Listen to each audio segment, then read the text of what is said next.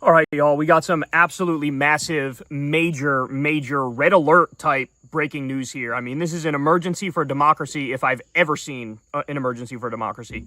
So Mark Elias of Democracy Docket says, breaking, the Supreme Court has allowed President Donald Trump's sweeping attack on mail voting to go forward, bolstering his long-running effort to restrict voting access ahead of the 2026 midterm elections. So the New York Times also reported on this, and the gist of the decision is that they're allowing a lot of Trump's executive order blocking mail-in voting. They're allowing it to go into effect.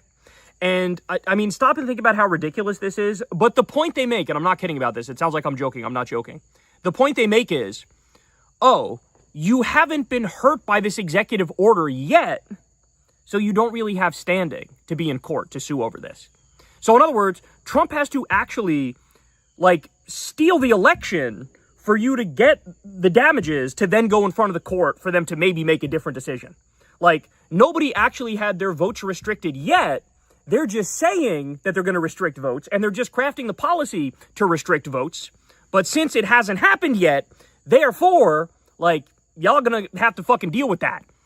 So I've never seen anything in my life this overtly dishonest. I have to be honest with you guys. I genuinely thought that this executive order attempt from Trump was so desperate. And I thought, even with this very right-wing court, there's really no chance that they could let this stand as it is, because it's just so hackish. There's just no shot. Well, it turns out they really went that low. And they said, yeah, you can go through with this executive order which blocks mail-in voting. So let me give you some more specifics here. Yashar Ali says, the Supreme Court has allowed the Trump administration to move forward for now with major parts of his election executive order. By the way, can everybody get on board with my framing on this now? Can everybody start referring to this as a regime? Are you not convinced yet that this is a regime, that this is not an administration? This is not like a normal government? We're talking about a criminal regime here. He says his order includes a plan that would require states to provide voter lists to the federal government and directs the United States Postal Service not to transmit mail-in ballots from voters who are not on the required list. So what they're doing here is they're illegally federalizing elections. The way elections work under our Constitution is the states do the elections, and that's why it's very hard for somebody to steal an election, right? But he's trying to federalize the election system, and the Supreme Court is basically letting him do it. I mean, this is ludicrous. The USPS part of his order remains blocked by another injunction. It also directs the federal government to create its own lists of confirmed U.S. citizens. Gee, I wonder who they're going to take off the list. I wonder if they're just going to go after black-sounding names and Hispanic-sounding names and names that sound like they belong to Democrats. I wonder if they're going to do this thing that they've always done called ballot purging and ballot spoiling, where they specifically try to allow Republicans to vote and stop Democrats from voting. Gee, I can't figure it out.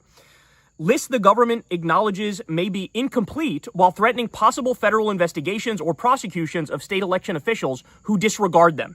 The Supreme Court did not rule that Trump's order is legal. It ruled that the states challenging it sued too early. The legal fight continues. So, of course, Sonia Sotomayor, Elena Kagan, and Ketanji Brown Jackson dissented, and, they're pointing out all the same stuff that we're pointing out. I mean, this is out of this world. Dean Obadala says, Trump's post office declares that they will not deliver ballots to people by mail, even in 8 states with all mail-in ballots, unless they comply with what Trump is demanding. Trump is now using the post office as a political weapon to rig elections. The coup has started.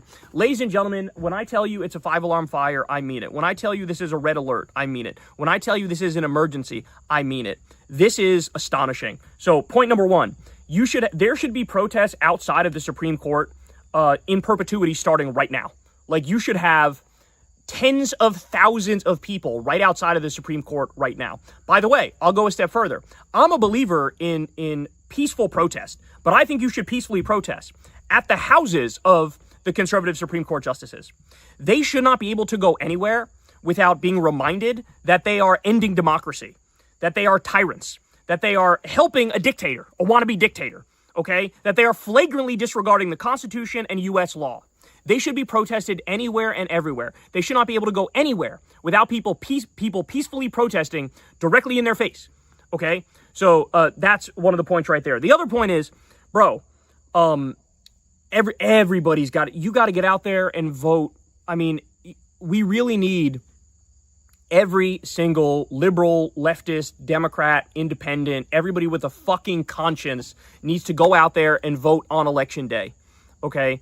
Understand that the end result, they're already sort of achieving what they wanted to achieve.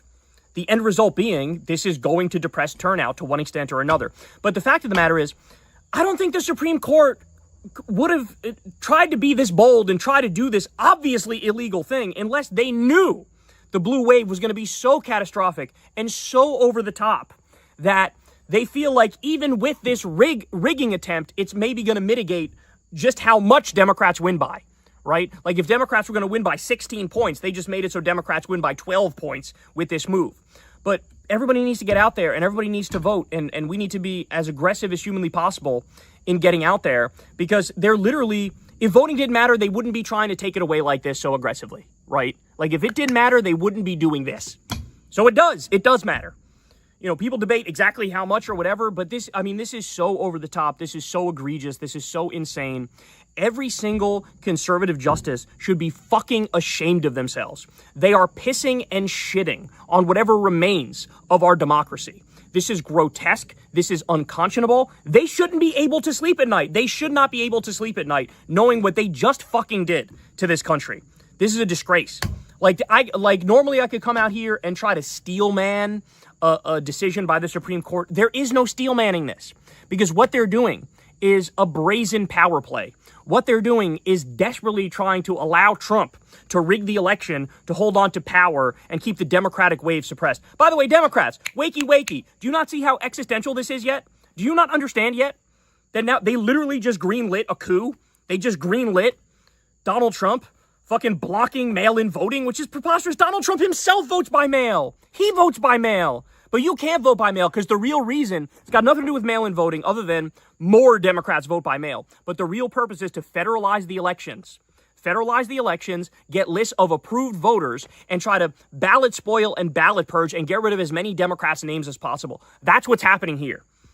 Fucking unbelievable, man. I am so disgusted. I'm so grossed out. I mean, I thought I was done for the day.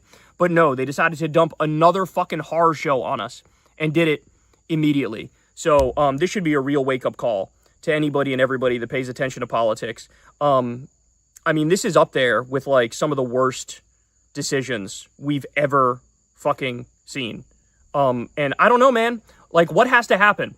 Is it like, do they have to move on election day and say, oh, look, you know, hey, they used this election rigging executive order to rig the election, and then is the Supreme Court going to look at it and go, oh, you can't do that, you have to stop? I mean, what in the nitpicking ass bullshit nonsense? I mean, clearly they are just trying to help Trump. They want to let Trump interfere with mail-in voting. They want to let him purge and spoil the ballots that are Democratic ballots. And Trump, the same guy who he tried to steal the election in 2020. He did the fake elector slate. Jack Smith had him dead to rights, and Jack Smith says he would have been locked up if I got to finish my fucking job. And here we are, they're just letting the criminal do criminal shit. This country, we are in dire straits in this country, man. We are in dire straits. And we can't let it happen. The people need to rise up. The people absolutely need to rise up. This is completely and utterly unacceptable. Trump's entire grift is now completely and utterly falling apart right in front of everybody's eyes. I've never seen the collapse of a political movement more abrupt and more severe than this in real time. So Trump is out there. I don't know. He's still doing rallies, which in and of itself is very concerning to me because, like, you should be governing. This is your second term. Like, now is when you actually do the shit that you're supposed to do to, quote unquote, make America great again, right? But no, he's still out there. He wants the adoration of the crowd. He wants the love of the crowd to be poured on him. And so he goes out there in his little safe spaces with all of his MAGA sycophants and loyalists. But here's the problem. Now, so many people across this country utterly despise him that you can't get a room of just MAGA loyalists and sycophants. There's not enough of them. So people end up sneaking in and voicing their dissatisfaction. So gives a rally speech, and what happens next is absolutely glorious. Okay? there's somebody who stands up wearing the kill your local pedophile or something like that, it says on the shirt, and he flips off Trump and he starts screaming at him that he's a pedophile. Okay, now, by the way, normally what I say about people who wear those performative-ass shirts, right, like kill your local pedophile, check that motherfucker's hard drive. Because usually it's like a thou dost protest too much type moment where they're like, you know, it's like the anti-gay gay person who like really hates gay people but secretly sucking dick in a New Jersey Turnpike bathroom. Usually I hate pedophiles. I hate them. Usually it's like, let's check your hard drive and see what's going on. In this instance, though, I'm going to give him a pass because he's wearing it specifically to go after Donald J. Trump, to throw Trump's politics right back in his face. Right there. Oh, we're so tough on crime. Meanwhile, the motherfucker's in the Epstein files over 1 million times. Meanwhile, you got the Katie Johnson allegations. You got 1,000 other allegations. Okay? We know that this man was doing atrocious things with underage girls. We know he has a fucking nipple torture fetish. I wish I was kidding. I'm not kidding. Sorry you had to hear those words from me. Okay? So this guy shows up, starts to heckle Trump, and very clearly Trump is panicking, and I don't think that the people in the audience even knew what the fuck to do with this guy. But clearly, their pedophile president is falling rapidly when it comes to popularity, and they know it. Let's watch. Except for the fake polls out there, my poll numbers are great. No, they have such fake polls. So we have the greatest economy in our history. Now, some people haven't seen it yet, but they will. We have the greatest economy that I've ever had. We had one of the greatest economies in history in my first term. This is blowing it away. But then I'll see a poll. And I'll say, Trump is at 44% on the economy. How can it be at 44? 44? Bitch, you're in the 20s on the economy. Who are you kidding? You'd be over the moon with 44. There are more people working now than ever before, and I'm at 44%. No. I'm at 30 points. Maybe I should be at 100% on the economy. But you're going to see it in a short period of time. Look at his face. You saw his face? Look at his face. Look at his face. He hardly even has like his quick, witty comebacks. He can hardly muster up anything because he's defeated. He's a defeated, obese pedophile. There he is. Kill your local pedophile, and he's doing this with the shirt. Like, what happened? I thought you guys were all tough on crime. You're gonna crack down on the pedophiles, bro. Well, here's one that you're cheering for, you motherfuckers.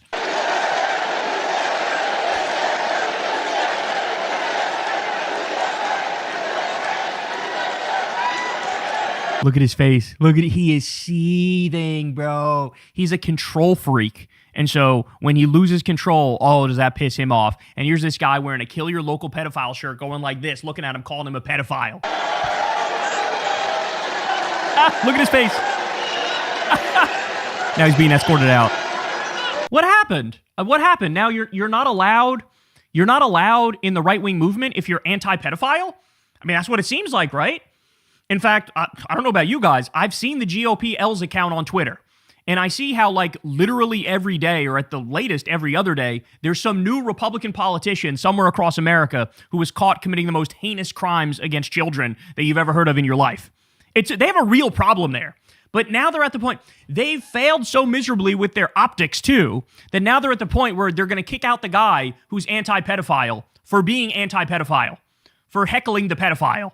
It's too perfect. It is so on brand. This is the Epstein party. The Republican Party is now the Epstein party. They're the party of sadism, and they're the party of pedophilia. And I've never seen anything that proves it more than this. You have somebody standing up protesting Trump because he's a pedophile, calling him a pedophile, and he gets kicked out and booed. And they start chanting, USA, USA. What does that mean? Are you trying to link the USA and pedophilia? 'Cause that's what it sounds like you're fucking doing. He's the one who's against pedophilia. Oh, my days. That's all right. That person's going home to mom, going to get scolded because mom is voting for us. When I tell you he lost his fastball, oh my days, do I mean it. He is so washed. That's the best you can do? Go home to mommy. That's the best you can do? Oh my days. Mom is voting. Veterans were outside, and she brought that up to me, and I think it's something she's never forgotten. It was terrible, and we ended that very rapidly. The Democrat who Darlene is running to defeat is a far-left political hack who supports transgender for everybody and believes in telling confused children they're trapped in the wrong body. The Republican Party is so over. Like, there's no coming back from this. There's no coming back from grocery prices being at a record high, gas prices being at a record high, people losing their health care left and right, starting a new illegal war where you bomb little girls and we waste $1 billion a day funding it, okay? And you're out there going, they support transgender for everybody. That's what they do. They try to force kids to transition. Who the fuck believes? Nobody believes this. You guys at this point, you don't even believe this. You're just going through the motions. The tired fucking fortune cookie ass talking points. The bumper sticker ass talking points, which are landing with nobody. By the way, do you notice how that's changing now? In fact, hospitals now are doing reverse surgery at my order. Oh, no. Oh, you literally saw the wheels turning slowly in his head when the lie doesn't land. He goes, hospitals are now doing reverse surgeries. What? And then he goes, at my order. Oh, yeah, I'm sure. The President of the United States. Sir, we have a trans child in Tallahassee. Do you approve the reversal of the surgery? Yes, I give my order. You got to reverse the surgery. See, I'm reversing the trans surgeries. Oh, my days. Guys, I hate to spoil the fun on the right with all these idiots, but did you know they don't even do trans surgeries for minors? Did you know that? They don't even do. The number of trans people, trans kids who've had bottom surgery is nada, zip, zilch, zero. So, I mean, this is how desperate they are. They're making up that the surgeries are being done, then they're making up that they're reversing them, and they're making up that he's directly ordering it. Oh my God, bro. I can't. I really can't. They're doing reverse surgery. Nobody ever heard about it. You're right. Nobody ever heard about it because it's utterly made up. Okay. I got more for you, though. So this is where Trump talks about how, Melania hates when I do this thing. Oh, I'm sure she hates when you do a lot of stuff because she hates you. Sports doesn't work. My wife hates when I do that. She says it's so unpresidential, darling. Also, what he's referring to is when he does the bit where he's like mocking the transgender weightlifter. So amazing that Melania seems to have better political instincts than Trump at this point. That I won in a landslide. No, she said she doesn't like when I do the swimming routine or the weightlifting routine. I said, darling, I won in a landslide. It's okay. And she hates when I dance to the gay national anthem. That's what it is. It's called the gay national anthem. I got the highest gay vote in the history of politics for a Republican. And by the way, that's quite an important asterisk. I got the highest gay vote in the history of the United States for a Republican. Okay, so what is that, like 17%? Like, that's nothing to be proud of. And I played the gay national anthem, so, what can I tell you? I'll take it. We're going to take it. The gays love me. I love the gays and the gays love me. We play the gay national anthem and I do my double jack-off dance. I jerk off this guy and I jerk off this guy. I pretend like they nut on my face. That's what I do. Oh my God, bro. Okay, here we go. This part is one where you might be nodding along in agreement. Because if we lose, you're going to lose your border. You're going to lose your tax cuts.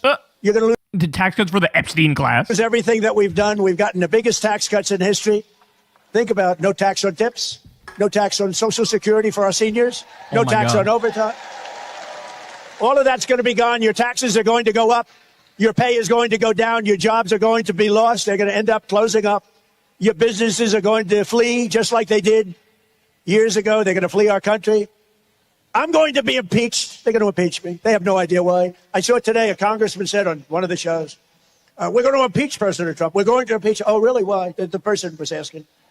A neutral commentator for a change. I like neutral commentators. Oh, I see. You're going to impeach him. Why? Well, I don't know. Oh, my God. Oh, no. Oh, no. First of all, based as fuck if they impeach your ass. They need to fucking impeach your ass. Second of all, you're acting like we don't have a reason to impeach you. The issue would be, which thing do we settle on? Because there's roughly 78 different things we could settle on. For example, your violation of the emoluments clause, where you're making all of this money from foreign governments. You're making billions of dollars from foreign governments. That's completely illegal, completely unconstitutional, and it's something that should lead to an insta impeachment. If Republicans were objective, your ass would already be impeached. How about your fucking crypto scams of your own supporters? How's that for a high crime? That's definitely a high crime. How about your mass murder of innocent fishermen in the Caribbean and the Pacific? How about your bombing of a little Iranian girls' school? How about your blowing off of Congress when they said the Iran war is illegal and you continued with the Iran war anyway? Do I need to continue? There's too many things to impeach you over. That's the issue. He's acting like, oh yeah, they have nothing to impeach me on. Are you fucking kidding me? There are so many things I can't even remember all of the things to go after you on. How about your destruction of the Constitution, where your fucking ICE Gestapo thugs have been ordered to ignore the Constitution, ignore the warrant system, forget due process, forget habeas corpus, round up innocent people. That's all unconstitutional. That's all impeachment worthy. You fucking bitch. Jesus Christ, man. In 21 seconds, he manages to tell some of the most egregious lies I've ever heard. So in just 19 months, we've turned this country completely around. And today our border is secure, jobs are up, inflation is down, investment is pouring in, factories are opening. Our military is more powerful than it has ever been before. America is back, and our greatest victories are yet to come. I didn't know it was possible to list off 7 things in a row and just be wrong about every single one of them. But he found a way to do it. He's going all in on Trump has reached his final form in the sense that he's the most corrupt he's ever been, but he's also the most postmodernist he's ever been. In the sense that reality doesn't matter, I'm just going to make up my own reality and repeat it over and over and over and over. He's never been more corrupt, he's never been more of a war criminal and a terrorist, and he's never been more postmodernist and detached from reality. And this is such a great example of it. Now, we have Trump alluding to Hassan Piker. Hassan, you made it, bro. You made it, bro. You made it into a Donald J. Trump speech where he babbles. Pat yourself on the back for that.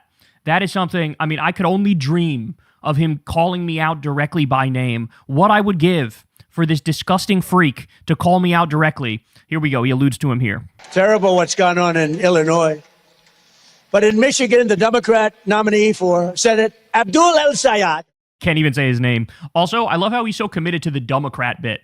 It's not clever, it's not interesting, it's not funny, it's not cute. It actually sounds really fucking dumb, but he's committed to it for some reason. Abdul admitted openly that he wants to pack the Supreme Court with 23 far-left justices. Based.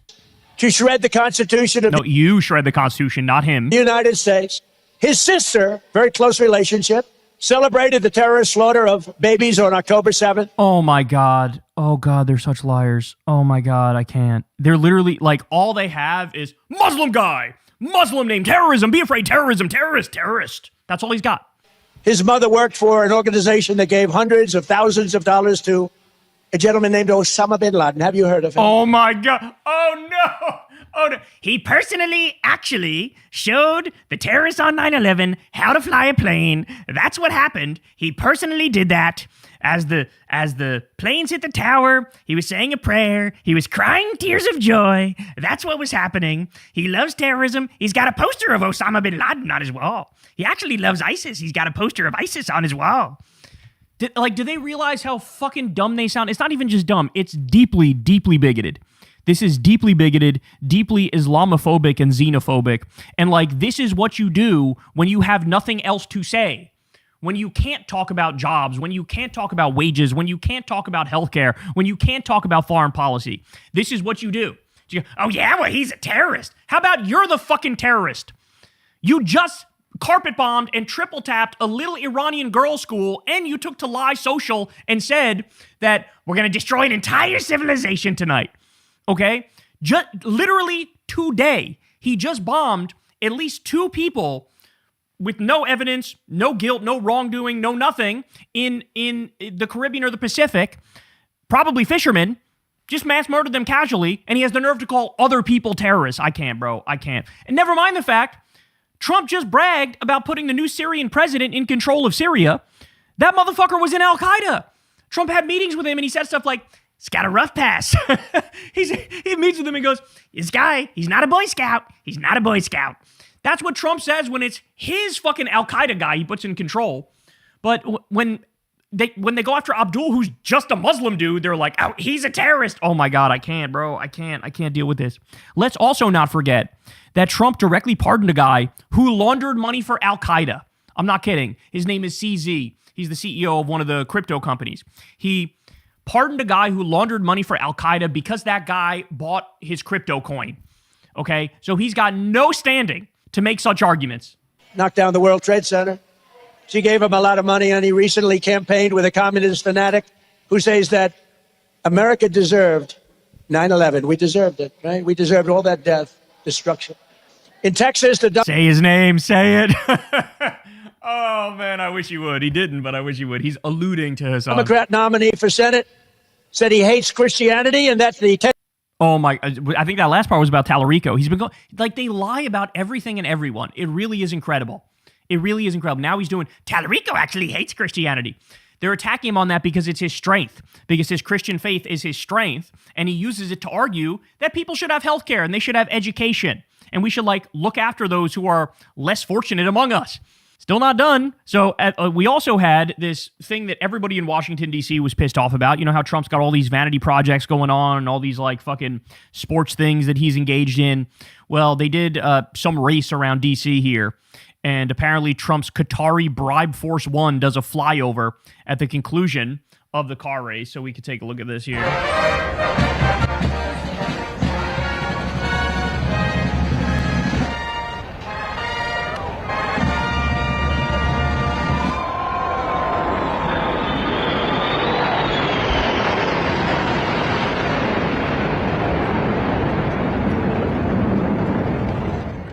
I guarantee you Trump is making a cut of, you know, whatever money was allocated for this thing. I have no doubt that, like a mob boss, he's getting a cut of this. And look at how much he's willing to spend for all of the little vanity projects, all of the sports things, all of the theater and the pageantry. He's willing to spend a ridiculous amount of money. But when it comes to, you know, letting people have food stamps, sorry, not going to do it, right? When it comes to... they kicked 4 million people off food stamps, by the way, the SNAP program. They kicked 18 million people off of Medicaid. They're up to 742 rural hospitals are going to close because of Trump's big bullshit bill. So no money for the things people actually need, but money for this dumb bullshit. Then we also have this video, which has been viral around on social media. Look at my president, dog. He's a geriatric Make-A-Wish pedophile. Look at this. Look at this. We have green. We are racing in the freedom to... Learning to wave a flag normally day. Waving that flag very normally, sir. Look at this. We have green. We are... By the way, awkward. Here's Natalie Harp, Trump's diaper changer and micro penis sucker. And here's Melania. And apparently Melania left early, and then Natalie Harp sort of moved in and took the spot and left with Trump. Racing in the freedom 250. So this is the shit that they got going on now. Again, who's this for? Fucking nobody. We also learned this. Trump made over 1,000 stock trades in June alone, worth between $78 million and $263 million. Holy fucking shit. Over 1,000 stock trades in 1 month. 1 month. I like this. MAGA on every conspiracy, looking into it deeply. MAGA on Trump's corruption. Can't see shit. Blind as hell. Jim Stewartson says, holy shit, 1,000 trades a month, 50 trades per day. This is a team. He hired professional traders to use inside information to make money for him on the stock market while he uses every lever in the federal toolkit to pump up equity prices. Staggering organized crime. That's exactly right. Donald Trump just made more money in 1 month via insider trading than Nancy Pelosi did in 37 years. As I told you before, and I'm going to tell you again, I never want to hear another motherfucking word about Hunter Biden. I never want to hear another motherfucking word about Nancy Pelosi. These were the chief boogeymen and boogie women that were beaten up on by the right. And, oh, the corruption's out of control. Corrupt. Insider trading. A random Tuesday before 12 o'clock in the afternoon has more Trump family corruption than Pelosi and Hunter did in their entire motherfucking careers. And only Pelosi had the career. What are we even talking about? Absolutely insane. Absolutely preposterous. How about this? NBC News says Trump, in his rally, tries this new midterm message to his supporters to rile them up. Quote, pretend, please, that I'm on the ballot. Just that phrase is so packed with cope.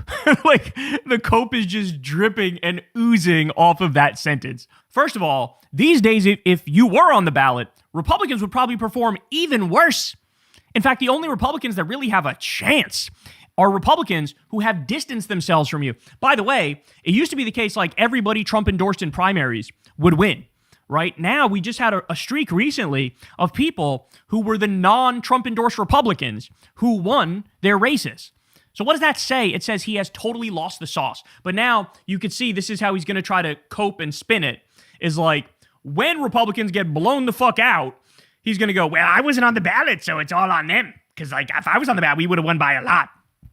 That's what mentally he's going to do. But what he's going to do in the real world, which I'm terrified of, is try to steal it, right? So we all need to be vigilant about that. And then finally, I'll give you this.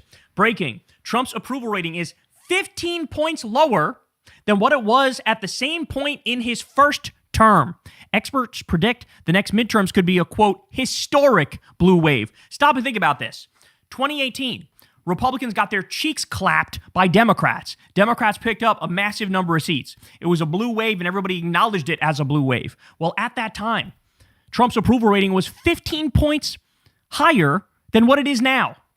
So the Democrats are really primed for a massive victory. Now, I will, note of caution, I'll say here, is that the Democratic Party, the brand of the Democratic Party, is also significantly lower than it was at the time. At the time, Democratic voters trusted Democratic leadership. Now Democratic voters hate Democratic leadership. We hate Chuck Schumer. We hate Hakeem Jeffries. We look at them as weak because they are weak. We look at them as, fascist co-conspirators because they are that, okay? So that's a note of caution. However, you also have gas prices are way higher than they were at the time. You also have grocery prices are way higher than they were at the time. You also have this new massive illegal war of aggression, which we didn't have it at that time, right? So everything put together, I do think the blue wave is probably going to be bigger than it was in 2018. And I think Trump deep down knows that, and that's why he's panicking. Hey, y'all, do me a favor and like and subscribe. It helps out big time in the algorithm. Click the bell as well for notifications when videos drop, and watch that video on screen right now. You know you want to. So as you all know, it wasn't that long ago that the Supreme Court came out and effectively said that Trump cannot do these unilateral, across-the-board tariffs out of nowhere for no reason without an act of Congress. And that was kind of a big deal because Trump, of course, had gone haywire and was just like slapping tariffs on anybody and everybody across the board, ruining literally every relationship we have, basically like leading to a massive increase in inflation in one fell swoop.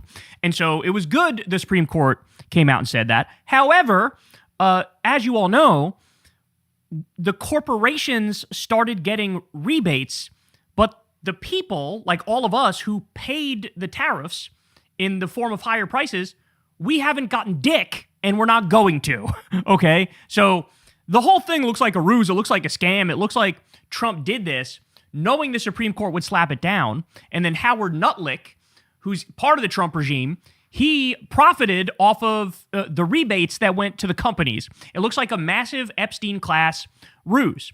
However, we're now in a position yet again where Trump decides, fuck the Supreme Court, I'm going to go ahead and do new tariffs, this time on Canada. And so he forces Canada to get to the negotiation table to talk about, a potential tariff deal.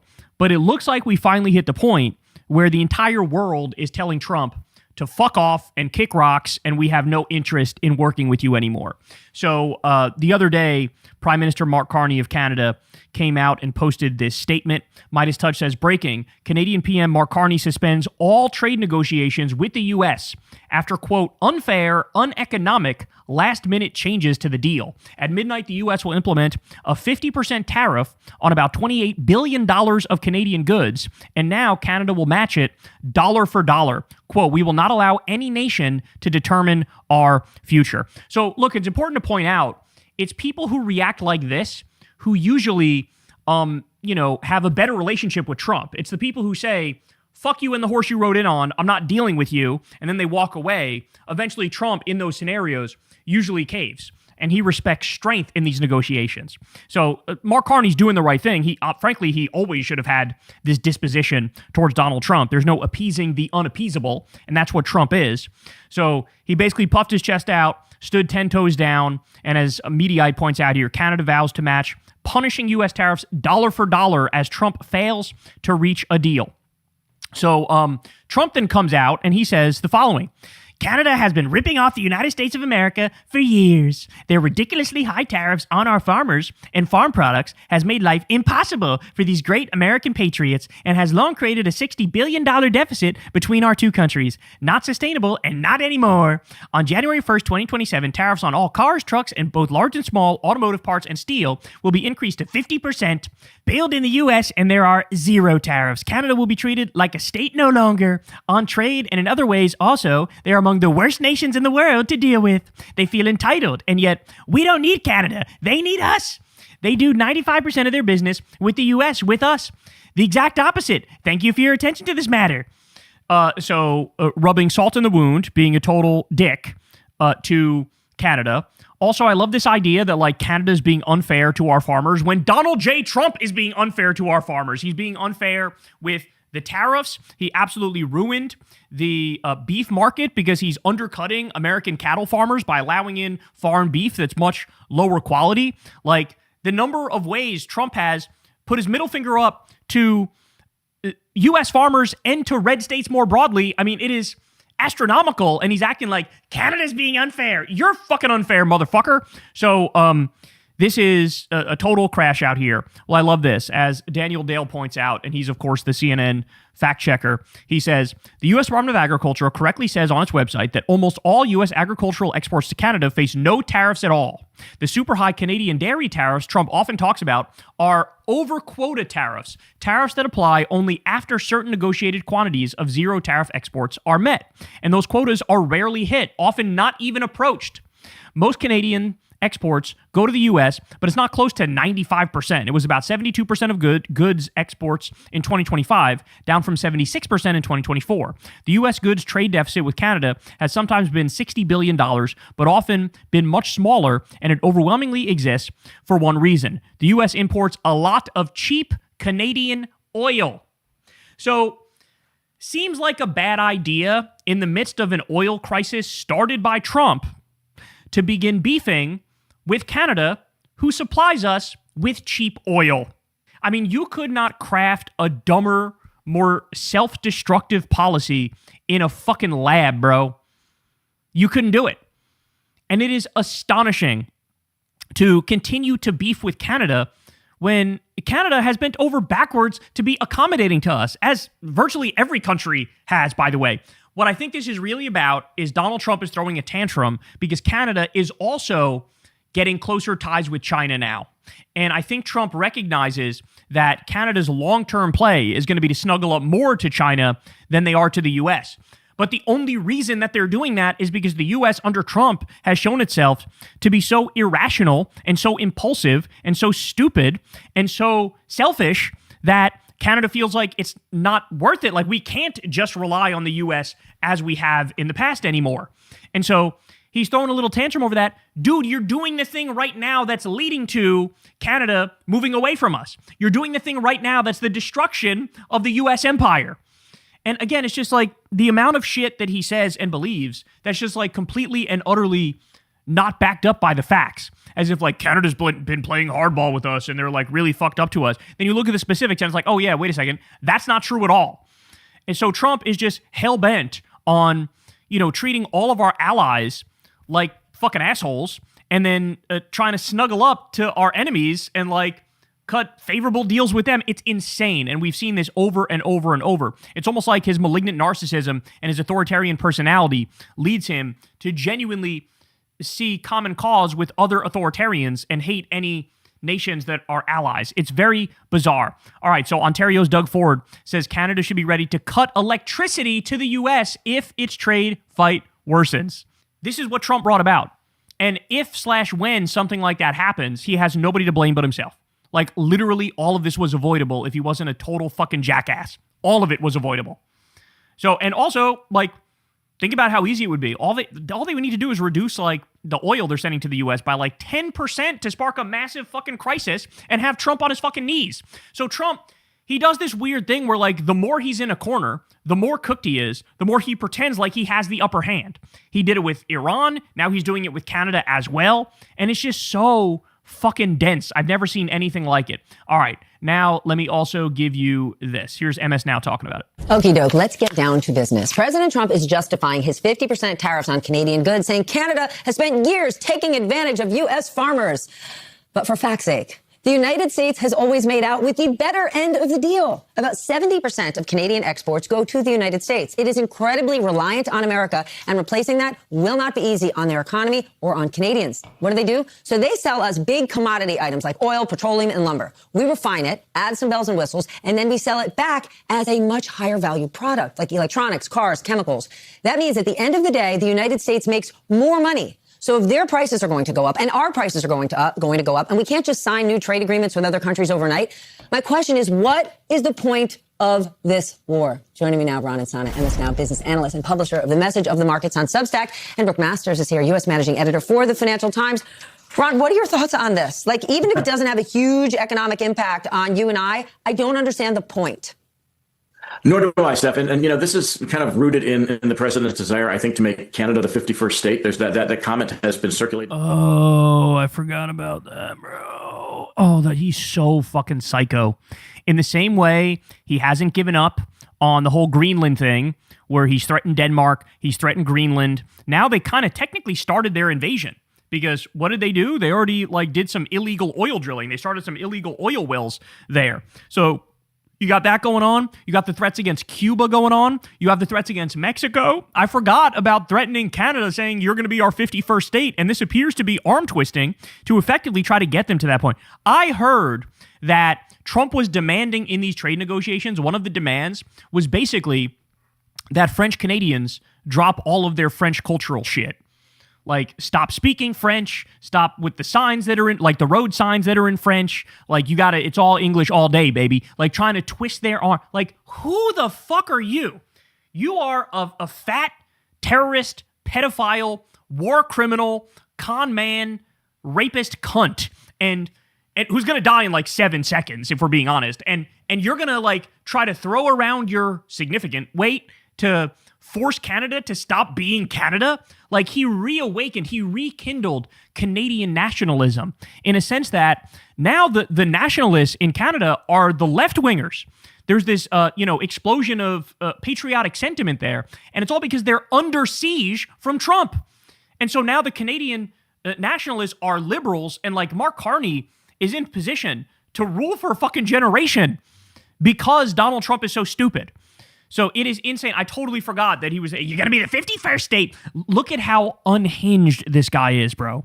A guy who likely has dementia and Alzheimer's and is dealing with mini strokes and congestive heart failure. A guy who's in the Epstein files over 1 million times is threatening Canada, trying to coerce them into being our 51st state. Well, if I were them, I wouldn't want to be our motherfucking 51st state either, because they have healthcare. We don't. I don't know if you noticed that. Okay? They're not the ones who are carpet bombing innocent little girls in Iran. We are. I don't really want to sign up to be buddy-buddy with the mobocracy that's called the United States. It's a sick joke. Now, even throughout these conversations and arguments we've been having with Canada. But at the end of the day, the president in his first term renegotiated the North American Free Trade Agreement with both Canada and the United States, apparently unsatisfied with his own renegotiation, and now trying to negotiate with Canada again. This is the other thing that makes it totally untenable to work with Trump, is that he renegotiated NAFTA and did a new NAFTA called the USMCA. Then he gets back in office and he goes, who made this deal? I don't like this deal. I'm gonna rip this deal up. You fucking made the deal. So now we have a president who doesn't abide by previous deals done by other presidents, right? Look at the Paris Climate Agreement, look at the Iran nuclear agreement, but he also refuses to abide by his own deals. So how can you trust that guy on literally any issue ever?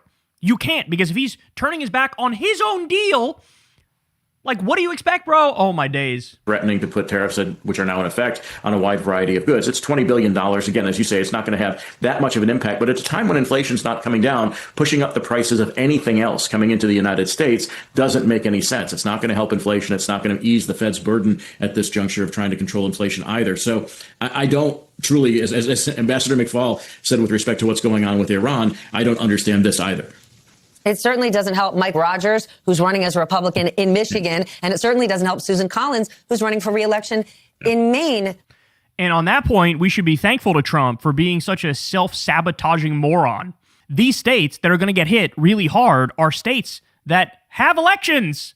And the Republicans are like, being dragged down by Trump being a Republican. And so he's put them in an unwinnable situation. And you know what? Fucking Godspeed. Because people are going to learn. They're going to learn the hard way, but they're going to fucking learn. But what do you think it means for the average American? Like, initially, it's not that big. I mean, most of Canadian-U.S. trade is still covered by the USMCA, like more than 80%. This is he doesn't abide by his own deal, though. I don't know why they keep bringing up the USMCA. He doesn't abide by his own deal that he made.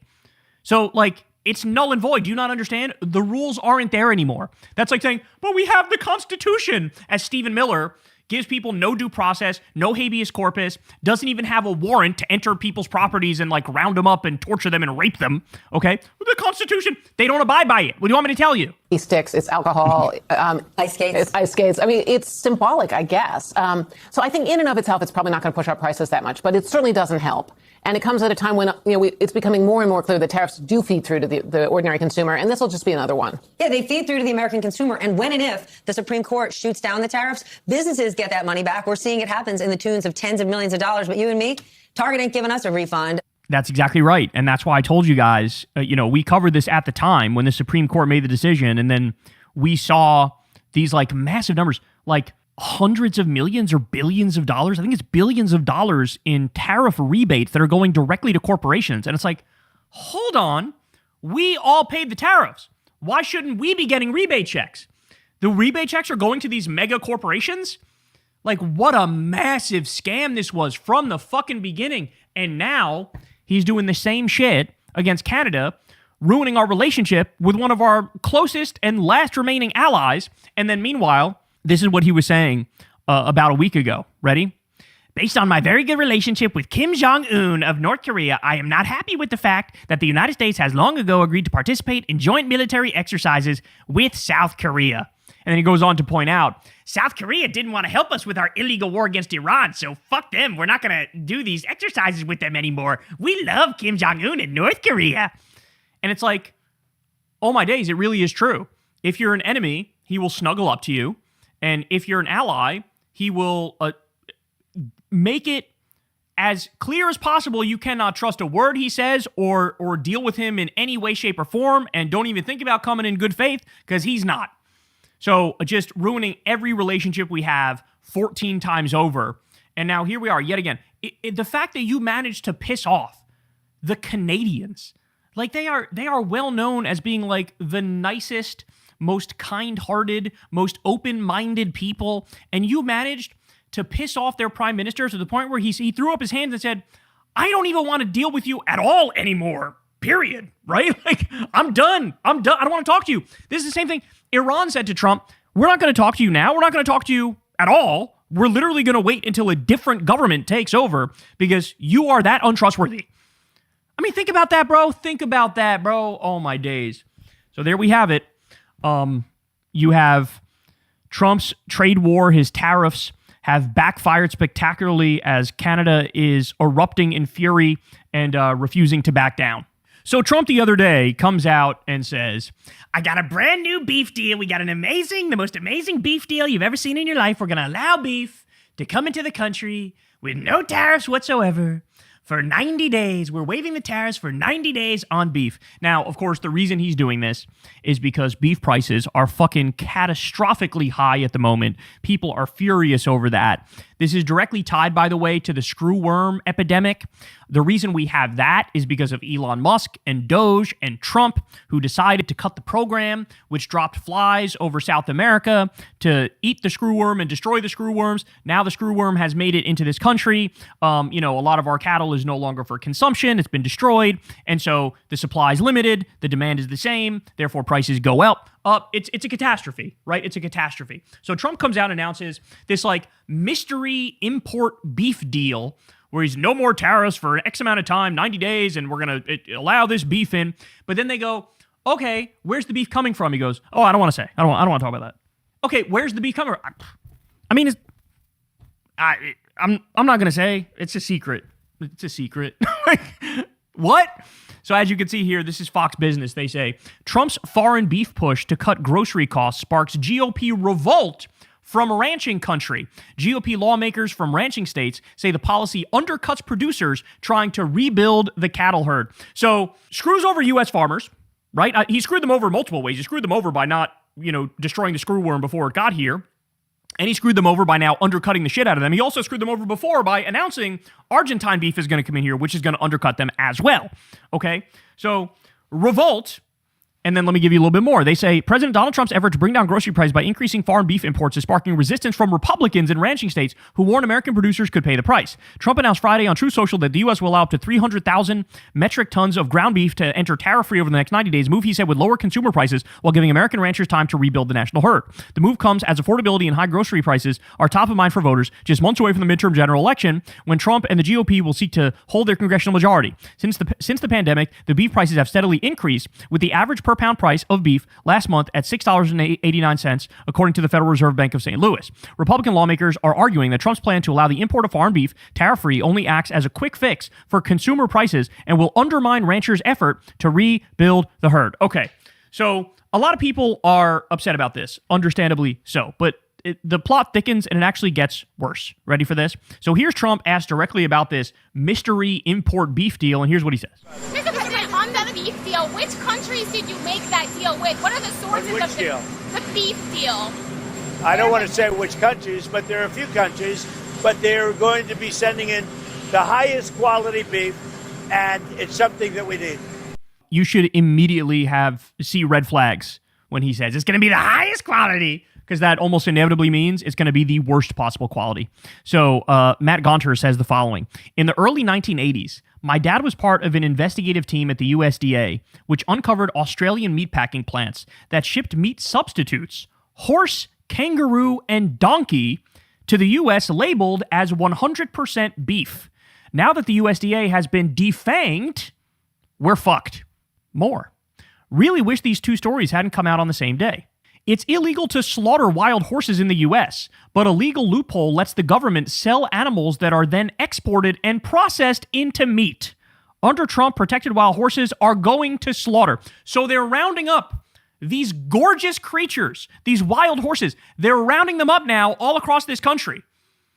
And people are going, what exactly are you doing with these horses? What are you doing? Are you making meat? You making horse meat out of the horses? Where exactly is that horse meat going, bro? Very disturbing. This story came out, and then this came out. President Trump has announced that his administration has reached a deal to allow import of up to 300,000 metric tons of ground beef for the next 90 days, easing tariffs and claiming that as part of an effort to lower the price of ground beef.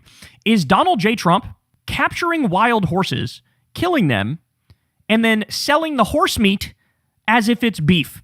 Ladies and gentlemen, I'm not kidding when I say, and Crystal will back me up on this as well. We had some beef the other day that we got at one of the nicer stores. I don't know if it was Costco or Wegmans. It was one of the two. And normally it's very high quality beef you get from there. And we had it, and it was like, holy shit, this doesn't taste right. It was like very grizzly, right? Like it did not taste anywhere near the quality that they normally had. And it was like uniquely bad. And then, right after that, all this stuff hit, and we're going, like, what fucking meat was I eating? Was I eating fucking donkey meat in this bitch? Was I eating kangaroo? Was I eating fucking Secretariat in this bitch? Yo, what? What?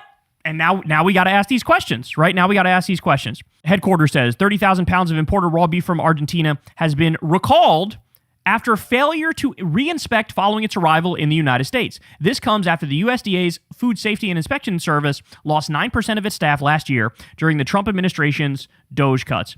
Okay, this was 10 days ago. It was only 5 months ago that China averted disaster by rejecting contaminated beef from Argentina.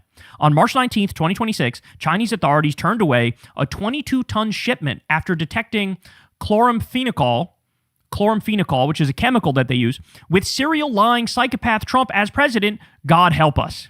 So now we have to wonder, okay, is this beef I'm eating, is this wild horse? Or is it donkey? Is it kangaroo? Or is it beef imported from Argentina, which has a fucking toxic chemical that's pumped into it, which is a chemical banned in the US and banned in Europe, okay? Argentina is selling beef that was just rejected by China because it contains chloramphenicol, an antibiotic banned in the US, EU, Russia, and China.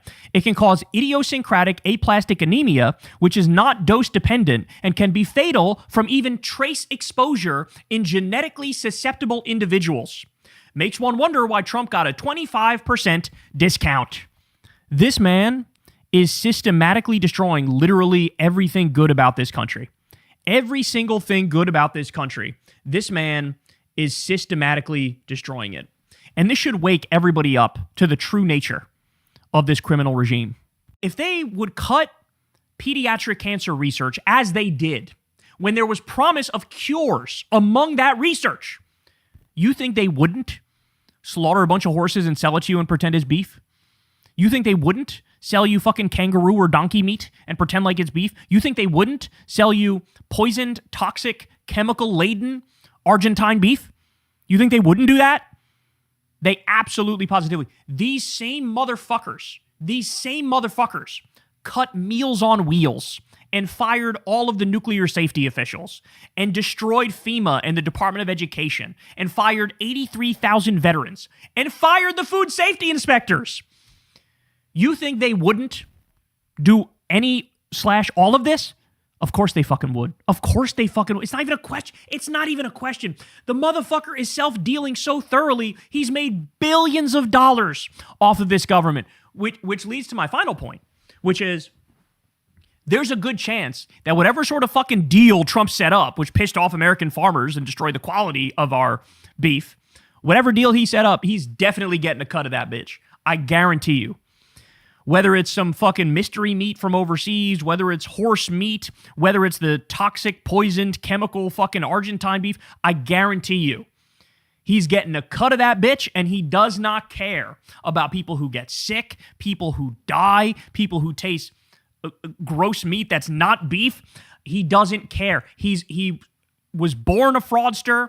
He lived his life as a fraudster. He will always be a fraudster. And this is just another con. It's another scam. It's another fraud that he's going to run on you. And just understand, with all the issues I have with other presidents throughout the history of the United States of America, not a single other one of them would do some shit like this. Wouldn't happen. Wouldn't fucking happen. Wouldn't happen. In the same way that they wouldn't fucking randomly mass murder and do terrorist attacks against fishermen in the Caribbean for no goddamn reason. Wouldn't happen.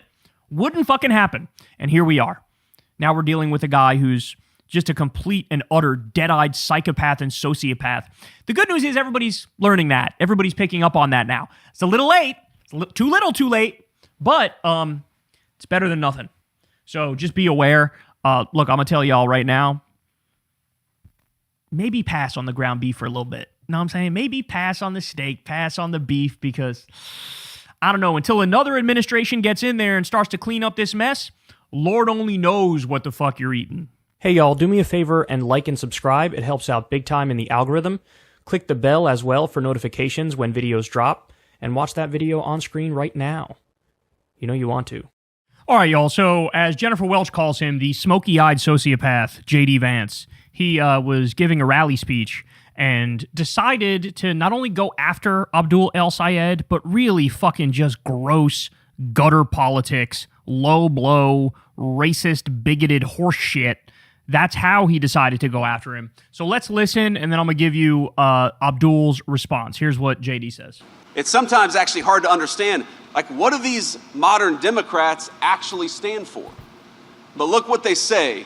Pay close attention, and they'll leave these little hints. He has the charisma of a dirty diaper. Listening to him is like watching paint dry. This is fucking rough. It's sometimes actually hard to understand, like, what do these modern Democrats actually stand for? But look what they say. Pay close attention, and they'll leave these little hints of what they actually care about. Now, El-Sayed, this guy running for Senate in Michigan, he once argued, not too long ago, that criticisms of Sharia law were rooted in white supremacy.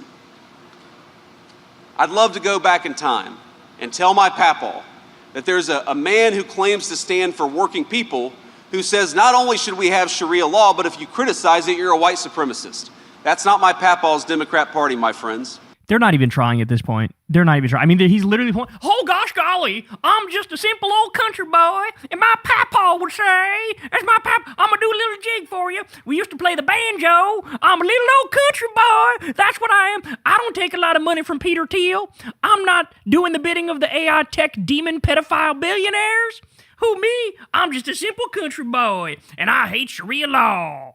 You know what I'm saying? Oh, my God, bro. Oh, the fucking act is so gross. First of all, you're wearing fucking eyeliner. Second of all, your whole existence was a creation of Epstein-class billionaires. Third of all, you're just fucking lying. The idea, if you're bringing up fucking Sharia law and Abdul El Sayed, you have so lost the plot. You got in a time machine and went back to 2003 and are trying to ride the wave of post 9/11 Islamophobia. Like, who's waking up in America and thinking, Sharia law is taking over? No, people are waking up going, I can't afford groceries. I can't afford gas. We're doing what again? $1 billion a day to blow up a bunch of little girls in Iran? What the fuck are we doing? This is so sad. Oh, it's so sad. I hate this guy so much. Also, he's just bad at this. Like, he's not good at this. It's embarrassing. It's humiliating. Like, you're not a natural talker. You're not a natural communicator. You have zero charisma. Like, nobody's actually... I mean, this is... You know how Trump always... he has such a terrible attention span? He'll, like, tune out when people who are boring talk. There's no shot Trump has ever made it through even, like, a minute and a half of a J.D. Vance speech without zoning out and thinking about 13-year-olds or some shit. Okay, so here is Abdul, and he responds on MS Now. Here we go. It sounds to me like J.D. Vance is feeling some nostalgia for the segregationist Democrats of the old Solid South. But I wonder what you heard in these comments. Well, I'll tell you this. Every time J.D. Vance opens his mouth, the first two things I can think is, man, that guy's boring. And second, Peter Thiel had to spend a ton of money to get that man elected, barely, in the state of Ohio. Now, you know I'm from Michigan, and we got issues with people from Ohio. But this one in particular I took somewhat confusedly, because here's the thing about it. He's painting this picture of going back in time to talk to his papa about me. Now, why is he pointing to me? Why is Donald Trump pointing to me? Pointing to me to try and say that somehow I'm less American than they are. Now, what does that have to do with? I don't know, the color of my skin, how I pray. But the confusing thing about it is that he thinks that there are some people who are more American than others because they can point to their papa who was here earlier. And my question to him is simply, why is it then? How do you look your parents-in-law in the eye and say that somehow they're less American than you are? Because... Ooh, oh, you fucked up. JD, you fucked up. You opened up the door to this conversation by bringing up the Islamophobia, by getting in the gutter. You fucked up. Because now your Indian wife is front and center. And you asked for this shit. Don't act like you didn't ask for this shit. You asked for this shit. And by the way, ask yourself why J.D. Vance has such a low approval rating among young Republicans. And the answer is not pretty. The answer has to do with his mixed race kids. The answer has to do with his Indian wife. Okay? So you made your bed, and now you're going to sleep in it. And guess what? Abdul El Sayed is coming to remind you of the situation that you're in. Here we go. My question to him is simply, why is it then? How do you look your parents-in-law in the eye and say that somehow they're less American than you are? Because that's what he's implying there. But bigger picture, this is about trying to change the channel. They're trying to dissuade us from actually paying attention to the issues that we see laid bare when we talk about our kitchen table budget every single month. Because the question Michiganders are asking is not about my parents. It's not about Sharia law, because there's like less than 1% of the entire country that's even Muslim. It's about whether or not you can afford your groceries, whether or not you can afford your gas, whether or not you can see a doctor if you get sick. And my name and my background aren't raising your gas prices. That's what the Trump administration is doing. My name and my background aren't picking trade wars to increase your costs. That's what the Trump administration is doing. My name and my background aren't the reason you can't see a doctor. That's because of the Medicaid cuts and the ACA cuts that are about to come down the pike next year because of what the Trump administration is doing. So if you don't want to talk about what you're doing, that's fine, but I encourage you to leave my name and my background out of it. This is an America that's big enough for all of us, even if J.D. Vance doesn't agree, except for the fact that he actually understands and benefits from the nature of immigration and the fact that we are a bigger country because we are inclusive of people who don't have papas who were here 50 years ago. Now, by the way, the right is like crying uncle, and they're screaming foul because they're now running a bunch of articles in right-wing hack outlets that are like, Abdul El Sayed under fire for racist and sexist attacks against Usha Vance. And it's like, motherfucker, who are you kidding? I'm sorry, but if you run as a leftist or a person of color or a leftist and a person of color, they break out every single gross trick. They're so weaselly, they mangle words, they twist meanings, and they do it just to try to get a gotcha on you. And that's what they're doing here, because they got nothing to say about J.D. Vance doing gutter politics, about J.D. Vance going full Islamophobia, bigot, xenophobe, racist, and saying, he's Muslim, he wants Sharia law. They got nothing to say about that, but they have something to say when Abdul responds in kind and points out, hey man, you're bringing up my background, you're bringing up my religion, you're bringing up my history, my ethnicity. Well, you know, I guess, would you look your mother-in-law and your father-in-law in the eye and tell them they're less American because they're from a different background? I'm sorry, bitch, you just threw it right back in your fucking face. And what do? They whine and they cry and they bitch and they moan and they shriek. When we hit you in a bigoted and unfair way, you're supposed to lay in a chalk outline of yourself and say, you guys win. Sorry, there's a new breed of Democrat that's out there now, and they don't fuck around, okay? They don't take your bullshit. They don't like you. They're not going to play fair. They're not going to play, you know, he said it himself. He said, when they go low, we take them in the mud. Like, it's when they go low, we choke them out in the mud. That's what he said. I mean, that's the only way to handle them, right? How long did Democrats try? When they go low, we go high? Where did that fucking end up? Where did that end up? It ended up with multiple Trump White Houses. Not going to happen anymore. Sorry. We're here to play for keeps now. And guess what? When we play hard, we'll actually win because we're actually trying to fix the country, whereas you're destroying everything. You're a party of sadists and pedophiles. We're a party of people trying to give everyone health care, okay? You tell me, if we fight aggressively and we actually represent the values and policies that'll fix people's lives, who do you think is going to win? How do you think that's going to go for you? So, as per usual, Abdul redirects that bitch right back to policy, right back to substance. But the point is loud and clear. You know, hey, you want to hit me with those gutter attacks? You want to try to pretend I'm in favor of Sharia law, or I'm a terrorist, or a Muslim extremist, or whatever. Okay, bitch, you want to play that game? Let's play that game. I guess you got to look your mother-in-law and your father-in-law in the eye and your wife in the eye and your kids in the eye and say, you're less than. Because gosh golly, my papa told me. My papa said certain things about certain people with certain colored skins that I can't repeat here. It started with the N. I'm not going to say that. But my papa done told me to play the banjo and be the real Americans. And that's what I'm... Like, shut the fuck up with your folksy-ass bullshit nonsense. You eyeliner-wearing, makeup-wearing, cuck-ass bitch who does Peter Thiel's bidding and your pedophile, rapist, terrorist president's bidding. Okay? Like, that's all you're good for. You're fucking Donald Trump's cum rag.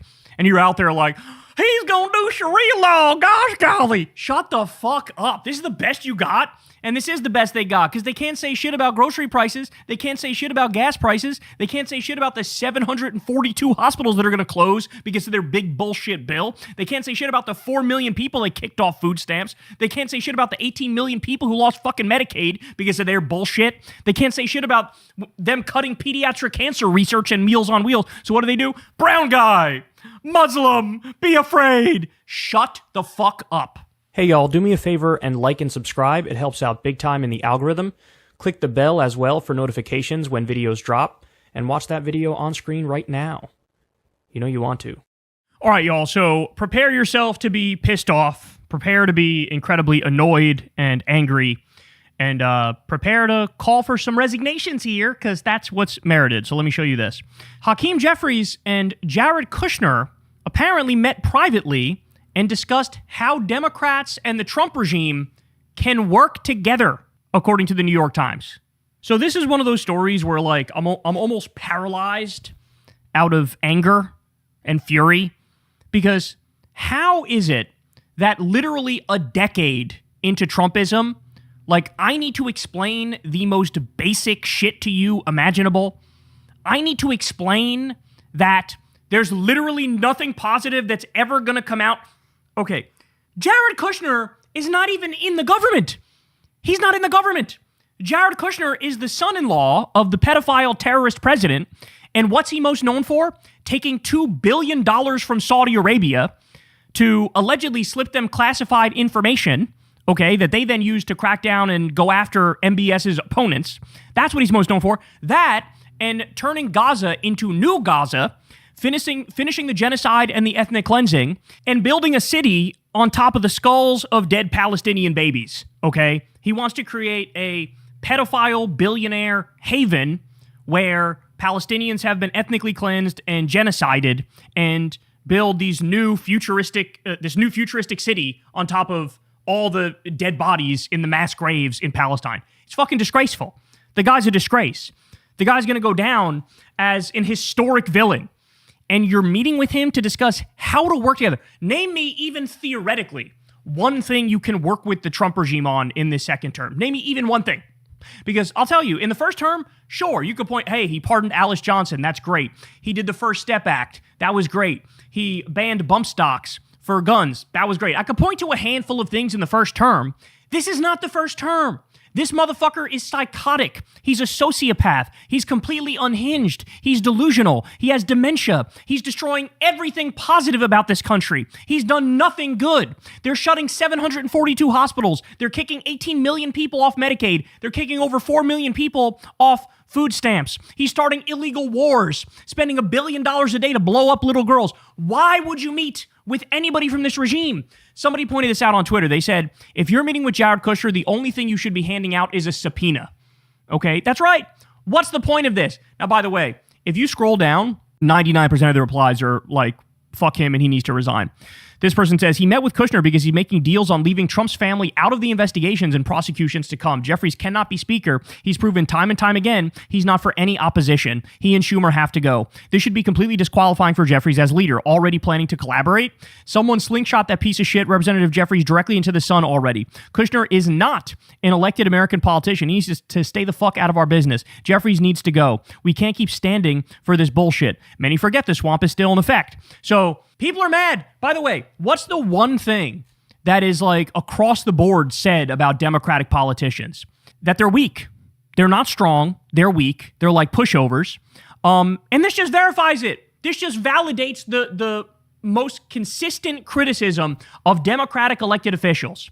We need fighters in this era. People are screaming for Democratic fighters. And you're meeting with a criminal regime. That's what you're doing. This is not a government. It's a cartel. This is not a government. It's a crime syndicate. It's a mobocracy now. And you're meeting with them for what purpose? For what purpose? And by the way, then you start to look at them sideways because it's like, hold on now. Don't you also take a tremendous amount of money from AIPAC? Don't you also take a tremendous amount of money from Wall Street? Don't you also take a tremendous amount of money from the military-industrial complex? Don't you also take it from the AI tech demons? So like, what exactly are you talking about? What exactly are you working on? Because I guarantee you, if you're coming to some sort of a compromise with these people, it's going to be shitty. It's not going to be a compromise to like give people healthcare, give people education, or raise wages, or raise taxes on the rich. No, you're going to be compromising on their terms to serve your fucking donors, your shared donors. So this is just incredibly disturbing and disgusting. I cannot believe that at this late date, we still need to tell Democratic leadership that this is the exact opposite of what they should be doing. They should be obstructing 1,000 times harder than Republicans have ever obstructed Democrats. I mean, they shattered every record possible under Barack Obama, breaking the filibuster record and things of that nature. You should be doing that on steroids and human growth hormone. You should be screaming from the rooftops about locking up these criminals, locking up Elon Musk, locking up Stephen Miller, locking up Hamhead Homan and fucking Bovine Boy, locking up all of these scumbags, these vile cretins, locking up Trump and his entire crime family. What the fuck is this? What is this? Like, instead of doing his job as a Democratic leader, which is like calling out the criminality, calling out the fact that they're murdering fishermen, they're bombing little girls' schools, right? Calling out the torture and the rape happening at the ICE concentration camps. Instead of doing that, which is his job, he's meeting with them behind closed doors to see what you can work on. Like, I'm sorry, there's nothing to work on with these people. Literally nothing. They are trying to destroy the country. We are trying to save the country. There's no way you can split the difference between saving the country and destroying the country, okay? It's bullshit. It's total fucking bullshit. Let me give you this. The Guardian wrote a piece on it. Democrats incredulous over Hakeem Jeffries and Jared Kushner meeting. Critics include Senator Chris Van Hollen, ex-aide to Obama Tommy Vietor, and ex-Republican Congressman Adam Kinzinger.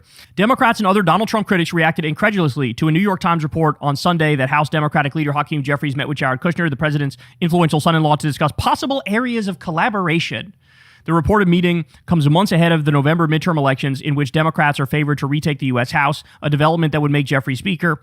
If they are in the majority, Democrats are expected to use their oversight power to aggressively investigate the Trump administration, including self-enrichment by the president and his family. There are longstanding conflicts of interest concerns about the way Kushner has continued to make money from foreign nations as he works on foreign affairs, including conflicts in Ukraine, Iran, and Gaza. Asked about the reported meeting, Jeffrey said in a statement, "Throughout this Congress, Republicans have adopted my way or the highway approach to governing that has failed the American people. To stop the madness, we have repeatedly made clear that an extremist approach will not work and will be met with forceful opposition. The American people want bold change, and that's what House Democrats will deliver. In every conversation that we have with the Trump administration, we will continue to make it explicitly clear that the affordability crisis is not a hoax, and nothing short of transformational policy change is acceptable. We are fighting for an affordable America. The question is whether Republicans will join us." Look at that chat GPT ass, soulless ass, fake non-fucking answer. Jesus Christ. Nonetheless, among some who lamented the reported gathering was Tommy Vietor, previously an aide to former President Barack Obama and now a co-host of the left-leaning podcast Pod Save America. Jared Kushner has no actual government job. He just uses his family connections to get money from Gulf autocrats and fund corrupt deals. The only way Jeffrey should work with him is with demands for documents and subpoenas. In April, Democrats on the House Judiciary Committee opened an investigation into Kushner's financial conflict of interest. The investigation is focused on the way Kushner's private business has raised money from Gulf nations, while Kushner served as special envoy for peace for the government. Quote, "You cannot both be a diplomat and a financial pawn of the Saudi monarchy at the same time. You cannot faithfully represent the United States with billions of dollars in Saudi and Emirati cash, burning a hole in every pocket of every suit you own." Maryland Congressman Jamie Raskin, the top Democrat on the House Judiciary Committee, wrote in an April letter to Kushner, "The reaction to the meeting underscores the appetite the Democrats have to bring a no-holds-barred approach to investigating Trump during the final 2 years of his second presidency, should they have the opportunity. Not all Democrats have taken such a pugilistic approach to Trump. The Michigan Governor Gretchen Whitmer, a Democrat, for example, has taken a more collaborative approach to working with Trump in his second term." Yeah, that's some horse shit, and this is why she's at negative 2% when it comes to the presidential polls, because she decided to snuggle up to him, and that immediately backfired in her face. Asked whether he supported the meeting during an interview on NBC News Meet the Press on Sunday, Senator Chris Van Hollen, a Maryland Democrat, said, "I'm in favor of people meeting with whoever they want to discuss ideas, but it's one thing to have a meeting, it's another thing to see something real come out of that." Adam Kinzinger, a former Republican congressman from Illinois who is an outspoken Trump critic and served on a House committee that investigated the Capitol attack, posted in reference to the meeting, quote, "Make this make sense," while tagging Jeffries. When former fucking Republicans have more common sense and logic about this than your ass, you know you're in trouble. You know what he knows? He knows they're playing you, Hakeem Jeffries. He knows that they're doing this to get their way. He knows that they have an angle. He knows that you're a mark. That's what you are. You're a mark. Hakeem Jeffries needs to step down. Chuck Schumer needs to step down. They're just not fit for this moment. They're just not fit. They're incredibly weak. They're incredibly pathetic. They're just collaborators, right? They're fascist collaborators and co-conspirators. These are not people who are going to go after these criminals in the way that they deserve. They're just not. So, it's time, man. They got to go. Right? And by the way, every single left flank Democrat who's running and who won, you do not need to bend the knee to Hakeem Jeffries. I get it. I think the reason why many people do it is because they need the money to keep flowing in their races in order to have a chance to beat the Republican. I get that. You don't want to be down 50-1 in the spending. I understand that.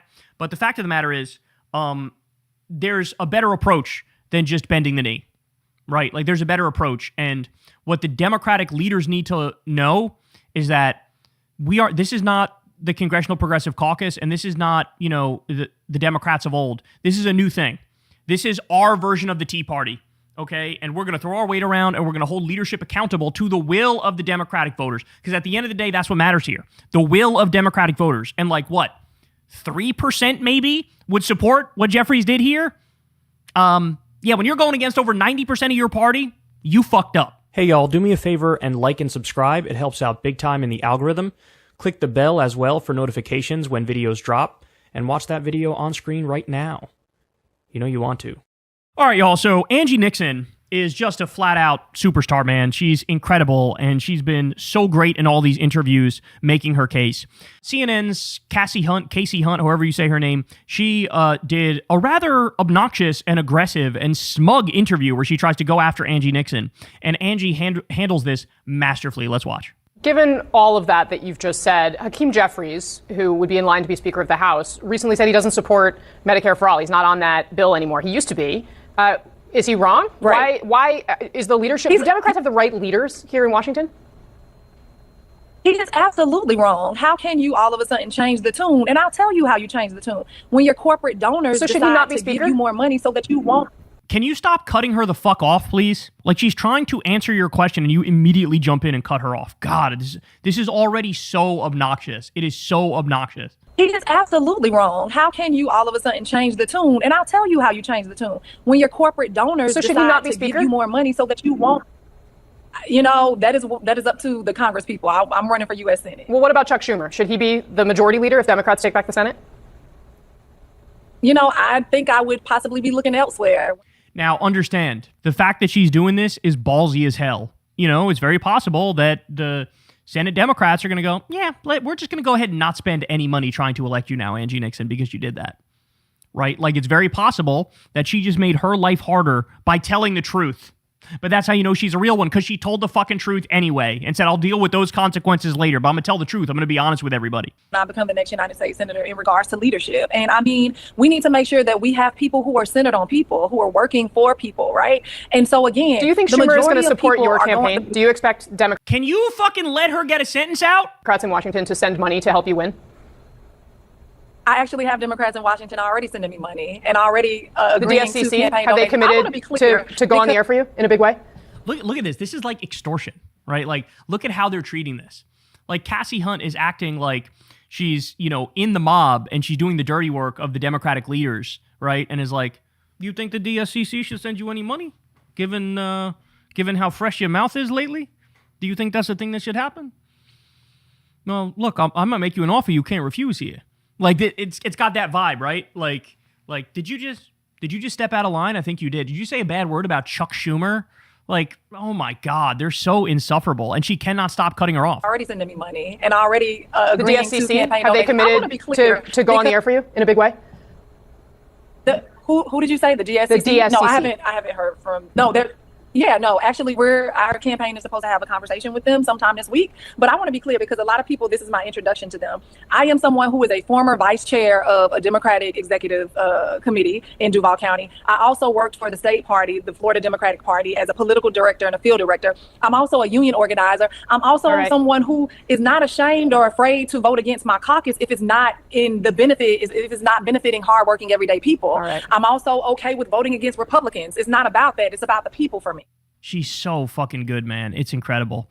All right, so then we also have this. So she went on a South Florida local news station, the same one that had on Oliver Larkin, where, I don't know if you guys remember this, but there was a host by the name of Glenna who just absolutely went in on Oliver, saying, actually, it's factually incorrect to say that Israel committed a genocide. They didn't actually commit a genocide. You're just factually wrong.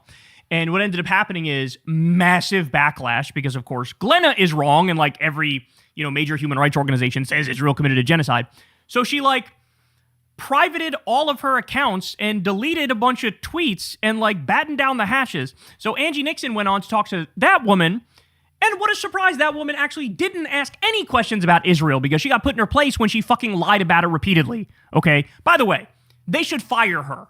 That woman did not do her job properly. She fucking lied on the air repeatedly, over and over, gave fake news over and over, and she still has a job. That's pathetic. So Glenna should be let go, okay? So Angie Nixon went on that show, wasn't asked about Israel. Strange. Here she is on Democracy Now!, and on Democracy Now!, she shows us a fucking masterclass yet again as to how she's in a league of her own here. I mean, this is a masterclass. I know there's a rumor going around saying that I want to abolish prisons. I don't. I want to abolish for-profit prisons. There's also a rumor going around saying that I want to defund the police. I don't want to defund the police. I want to defund flock cameras so that bad cops don't have the ability to stalk their ex-girlfriends or their ex-boyfriends. I want to make sure that we have a justice system that works for everyone, not just for the billionaires and co-conspirators of Jeffrey Epstein, who actually are treated more fairly than a single mom who got caught stealing formula to make sure that her child had food. And so these are things that need to really be worked on. We need to make sure that hardworking everyday people get to shape what their communities look like and what their economies look like. And that's my mantra, that's my motto, and that's what I'm fighting for each and every day. She's so good, bro. She's so good. Angie Nixon, if you're watching this, we love you. If you're watching this, keep going. Okay, if you guys love her as much as I love her, I'm sure she could use the grassroots support, because she just made it so that the official Senate support from Schumer and them, maybe that doesn't come because she decided to tell the truth and say Chuck Schumer's not fit for this moment. So she needs more grassroots support. And man, I don't know. I think she may shock the world. The fact of the matter is, even if she loses by like 8 points, people will still be like, God damn, that's a massive overperformance. Because now everybody knows Florida is like hell on earth. Okay? It's a bunch of old racist retirees who've moved down there and, destroyed the state.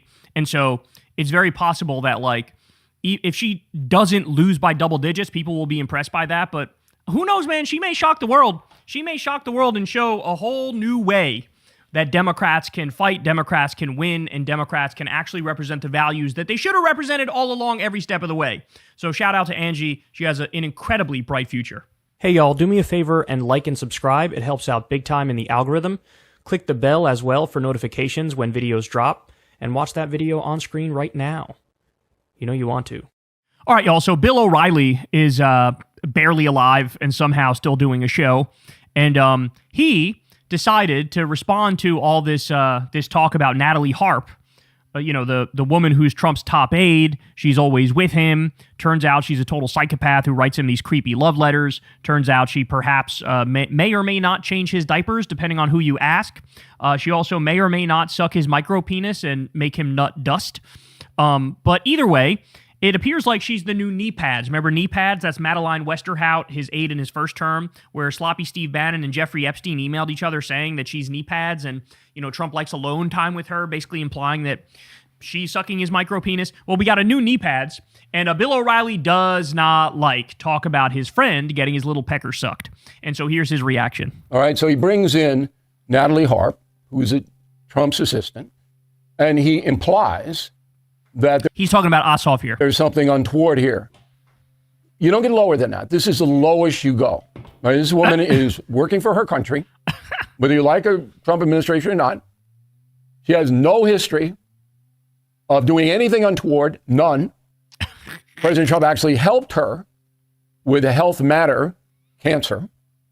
And this Ossoff brings her in as someone who should be denigrated and laughed at, and implies there's something going on here, which would be impossible with the Secret Service cadre there is. Oh yeah, it'd be impossible with the Secret Service.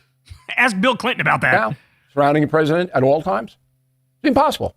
It's not like JFK where the Secret Service guys, he said, take a hike, they took a hike. That doesn't happen anymore. So I hear this and I go, oh, every American should condemn Ossoff. I love how they got so in their feelings about this and they all flipped out about this. But again, I think it's because it's true and they got marching orders from the White House, like, fight back on this. We don't want people thinking this because it's true. But they didn't react like this when it came out that when the first 2% of the Epstein files were released, Trump's name was in the Epstein files 38,000 times. Then we found out when 50% of the Epstein files were released, Trump's name is in there 1 million times. They didn't even react that much to that fact. Like the Katie Johnson allegations, yawn, they don't want to talk about it. 13-year-olds accusing Trump. Trump allegedly having a nipple torture fetish. They didn't say shit about any of that. But, a potentially consensual affair with a grown woman? Oh, how dare you? God, their meter is so broken. Their outrage meter is just so shattered. They were laughing, the far left. There's a guy named Mehdi Hassan on MS, I guess.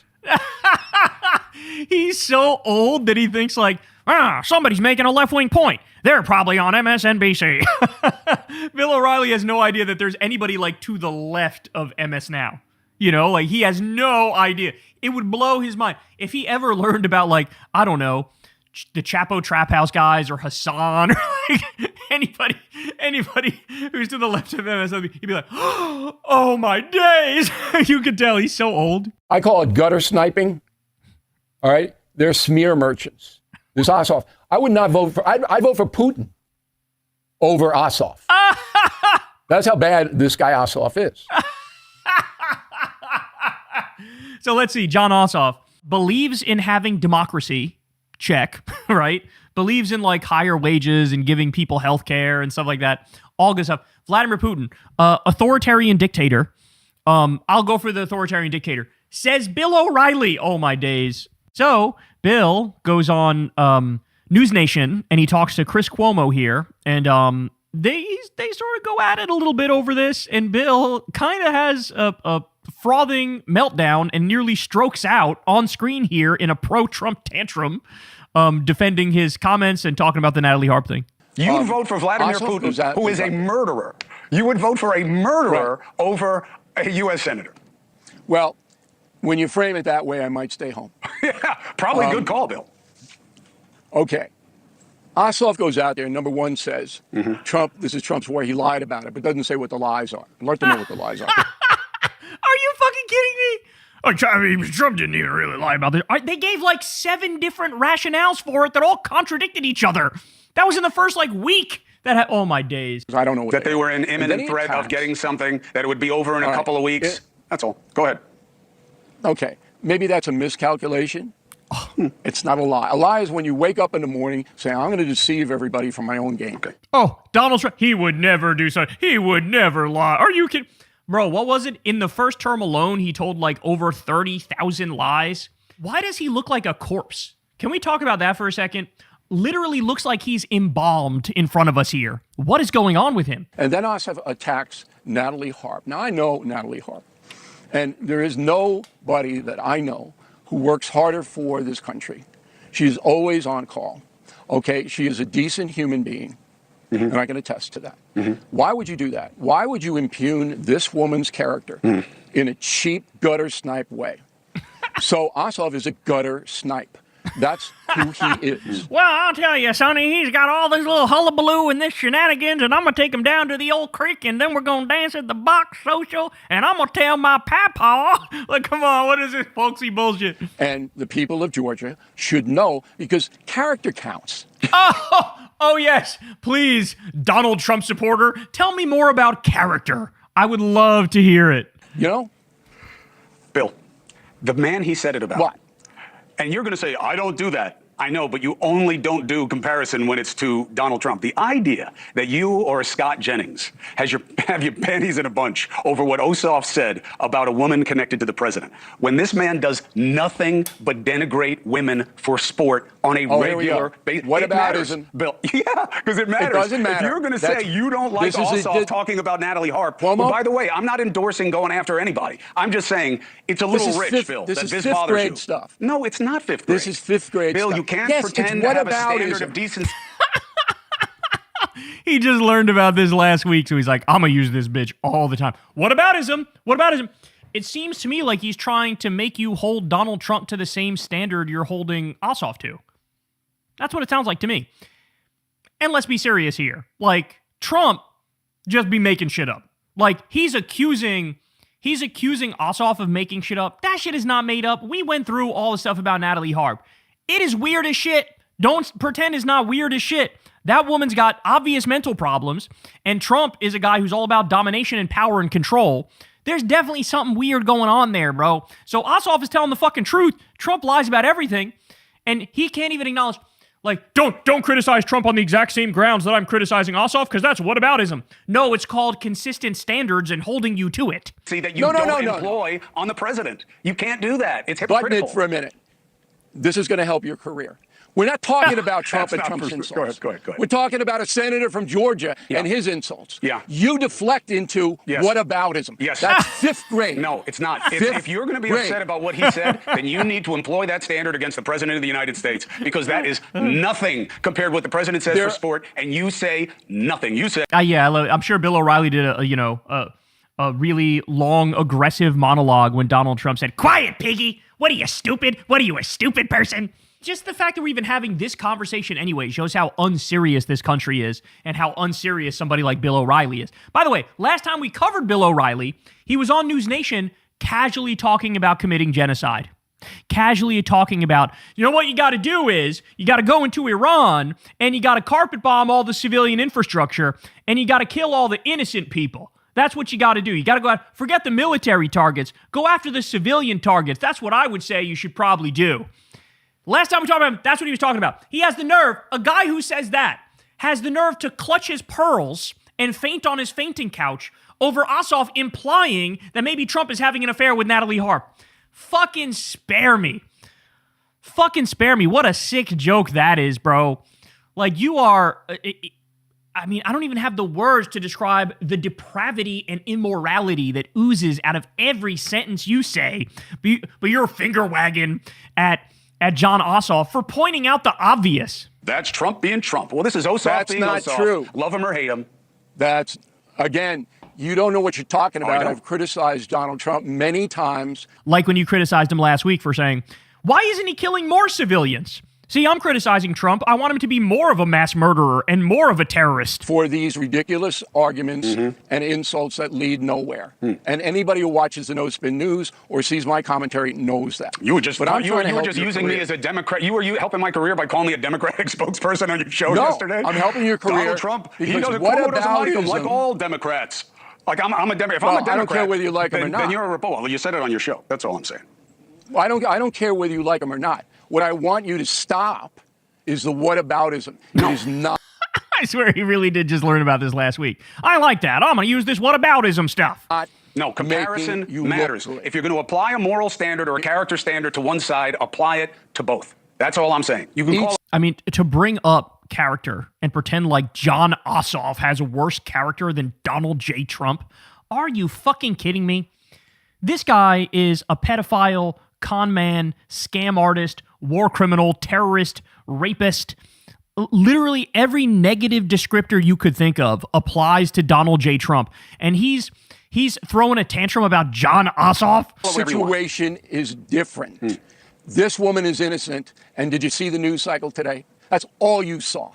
Was Yeah, this woman? that's because getting you guys won't hammered. stop talking about it because you think it's going to You help guys. you put down Ossoff. That's You why. guys. Yeah. Okay. You guys. I'll just point out that when Barack Obama was accused of being born in Kenya, I broke the story about the two newspapers in Honolulu that had the birth announcements. Remind me, who was...